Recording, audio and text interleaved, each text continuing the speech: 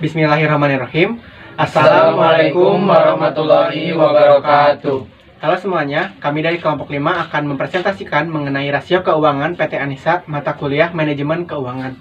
Sebelumnya, izin memperkenalkan diri, nama saya Rian Ismayadi, NPM 101209009. Selanjutnya, nama saya Bagas Syabani Sabrawera, NPM 101200014. Selanjutnya, Nama saya Yusuf Maulana Nur Sidik, NPM 101200029. Selanjutnya, nama saya Ahmad Hardiansyah, NPM 101200045. kami dari kelas C3 Program Studi Manajemen Bandung Business School. Dan berikut adalah pemaparan materi presentasi dari kami. Nah, yang pertama ada pengertian rasio keuangan. Rasio keuangan merupakan alat analisis keuangan perusahaan untuk menilai kinerja suatu perusahaan berdasarkan perbandingan data keuangan yang terdapat pada pos laporan keuangan. Nah, analisis keuangan mencakup analisis rasio keuangan, analisis kelemahan dan kekuatan di bidang finansial, sehingga bisa membantu dalam menilai prestasi manajemen masa lalu dan prospeknya di masa yang akan datang. Nah, kemudian selanjutnya ada jenis-jenis rasio keuangan, yaitu yang terdiri dari 4 jenis, yaitu yang pertama ada rasio likuiditas, yaitu merupakan rasio yang digunakan untuk mengukur seberapa likuidnya suatu perusahaan dengan cara membandingkan komponen yang ada di neraca, yaitu total aktiva dengan total utang jangka pendek.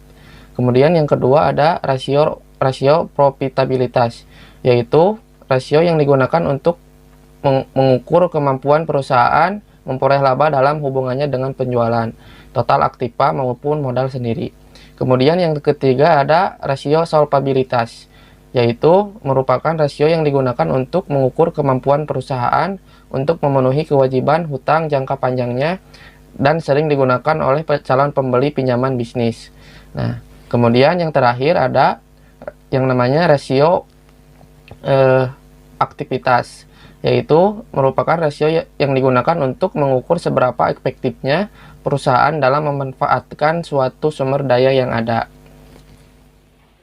selanjutnya yaitu fungsi rasio keuangan. Fungsi rasio keuangan dibagi menjadi 2. Yang pertama, fungsi rasio keuangan bagi kreditur, dan yang kedua yaitu fungsi rasio keuangan bagi investor. Fungsi rasio keuangan bagi kreditur yaitu sebagai bahan utama dalam memutuskan untuk menarik atau menambah piutangnya, juga untuk mengatasi kesulitan atau mengambil kebijakan lain.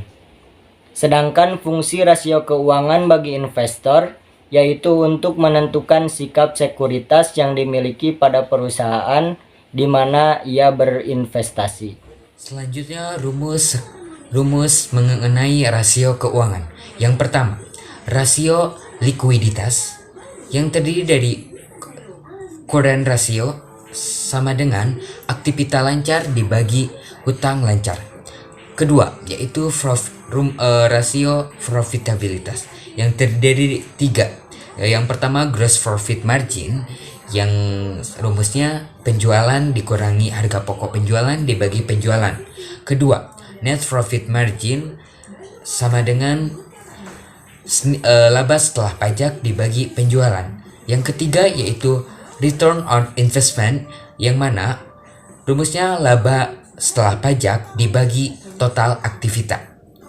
Yang ketiga yaitu rasio solvabilitas yang terdiri dari 2, yaitu debit ratio yang rumusnya total hutang dibagi total aktivitas. Yang kedua yaitu time interest earned ratio sama dengan laba sebelum bunga dan pajak dibagi beban bunga.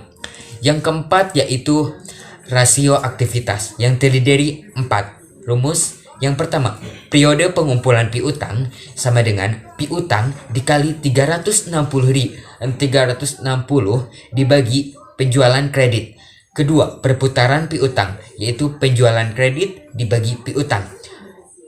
Ketiga, perputaran aktivitas tetap, yaitu penjualan dibagi aktivitas tetap. Keempat, perputaran total aktivitas, yaitu penjualan dibagi total aktivitas. Nah, gimana teman-teman? Tadi merupakan pendahuluan mengenai rasio keuangan. Ada pengertian, ada juga jenis-jenis, ada manfaat, juga rumus-rumus rasio keuangan. Nah, semoga bisa dipahami ya, karena itu bisa merupakan awal untuk kita semua mendalami rasio keuangan. Nah, selanjutnya kita akan mempresentasikan mengenai analisis kita mengenai perusahaan PT Anissa. Nah, kita akan menampilkan terlebih dahulu untuk neraca saldo dan juga laporan laba rugi PT Anissa. Berikut laporannya. Nah, berikut di sini kita dapat lihat ada laporan neraca saldo dan laba rugi dari PT Anissa yang akan coba kita hitung. Nah, selanjutnya kita masuk ke perhitungan rasio likuiditas dari PT Anissa. Nah, rumus dari perhitungan rasio likuiditas yaitu adalah kurun rasio sama dengan aktiva lancar dibagi dengan hutang lancar. Nah, di sini dapat kita lihat bahwa PT Anissa memiliki aktiva lancar sebesar 71.000. Nah, kemudian dibagi dengan hutang lancar sebesar 68.400. Nah, maka di sini menghasilkan 1,3%. Nah, jadi dapat disimpulkan bahwa PT Anissa di sini memiliki kemampuan sebesar 1,3% untuk memenuhi kewajiban finansial jangka pendek. Selanjutnya yaitu rasio profitabilitas PT Anissa. Rasio profitabilitas terdiri dari 3 poin. Yang pertama yaitu gross profit margin atau laba kotor. Dan yang kedua yaitu net profit margin atau laba bersih. Dan yang ketiga return on investment atau laba atas investasi. Yang pertama yaitu gross profit margin. Rumus dari gross profit margin yaitu penjualan dikurangi harga pokok penjualan dibagi penjualan.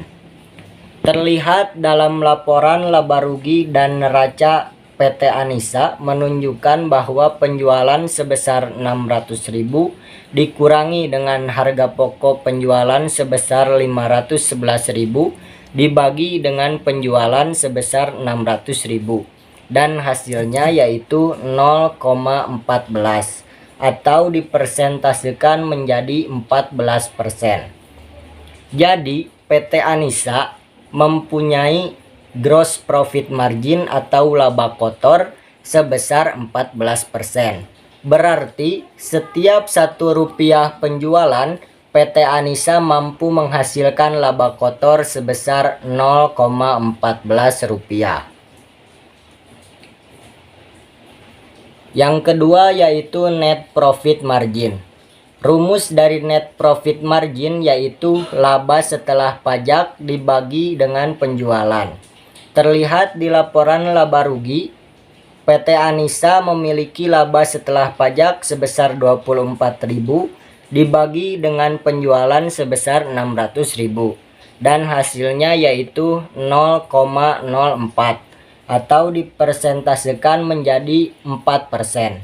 Di sini terlihat bahwa PT Anissa memiliki laba bersih atau net profit margin sebesar 4%.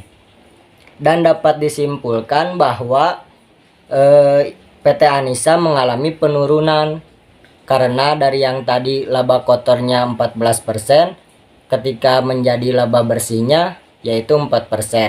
Di sini menunjukkan bahwa biaya meningkat lebih besar dari peningkatan penjualan. Yang ketiga yaitu return on investment atau laba atas investasi. Return on investment rumusnya yaitu laba setelah pajak dibagi dengan total aktiva. Terlihat dalam laporan laba rugi dan neraca PT Anissa menunjukkan laba setelah pajak sebesar 24.000 dibagi dengan total aktiva sebesar 408.400 dan hasilnya yaitu 0,05 atau dipersentasekan menjadi 5%. Di sini terlihat bahwa PT Anissa memiliki laba atas investasi sebesar 5%. Berarti dengan menggunakan Rp1.000 aktiva, PT Anissa akan menghasilkan laba bersih setelah pajak sebesar Rp0,05.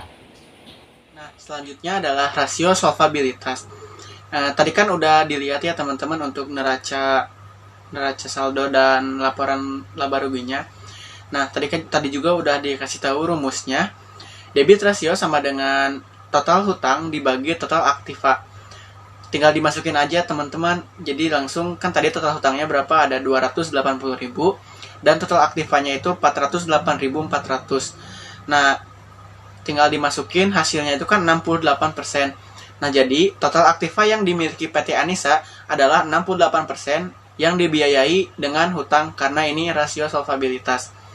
Nah, yang rumus kedua ada time interest earned ratio. Itu kan rumusnya laba sebelum bunga dan pajak dibagi beban bunga. Tinggal dimasukin juga sama dilihat dari neraca saldo dan laporan keuangan yang tadi di atas, yang tadi sudah disampaikan. Tinggal dimasukin. Tadi kan laba sebelum bunga dan pajaknya itu 51.000, beban bunganya 11.000. 51.000 dibagi 11.000 hasilnya kan 4,63 kali. Nah, jadi kemampuan PT Anissa memenuhi beban tetapnya berupa bunga itu sebanyak 4,63 kali. Nah, begitu teman-teman. Yaitu yang keempat terakhir rasio aktivitas pada PT Anissa. Pada rumus periode pengumpulan piutang dikali 360 dibagi penjualan kredit sama dengan 50.000 dikali 360.000 dibagi 600.000 menghasilkan 30 hari. Untuk perputaran piutang, penjualan kredit dibagi piutang, perputaran pada PT Anissa sama dengan 600.000 dibagi 50.000 menghasilkan 12 kali. Jadi kedua rasio tersebut berhubungan di mana dalam satu periode pengumpulan piutang sebanyak 30 hari dan menghasilkan piutang sebanyak 12 kali. Selanjutnya yang ketiga yaitu perputaran aktivitas tetap, di mana penjualan dibagi aktivitas tetap pada rasio aktif PT Anissa, penjualan sebanyak 600.000 dibagi aktivitas tetap 332.000 menghasilkan 1,86 kali. Jadi dalam satu periode tersebut PT Anissa menggunakan aktivitas tetap sebanyak 1,86 kali. Kemudian yang keempat yaitu perputaran total aktivitas, di mana penjualan dibagi total aktivitas. Dalam rasio keuangan PT Anissa, penjualan sebanyak 600.000 dibagi total aktivitasnya sebesar 408.400 menghasilkan 1,46 kali. Jadi PT Anissa menggunakan total aktivitas sebanyak 1,46 kali dalam periode tersebut. Nah, mungkin itu saja yang dapat kami sampaikan. Semoga bermanfaat untuk kita semuanya. Mohon maaf apabila ada kesalahan. Terima kasih. Wassalamualaikum warahmatullahi wabarakatuh.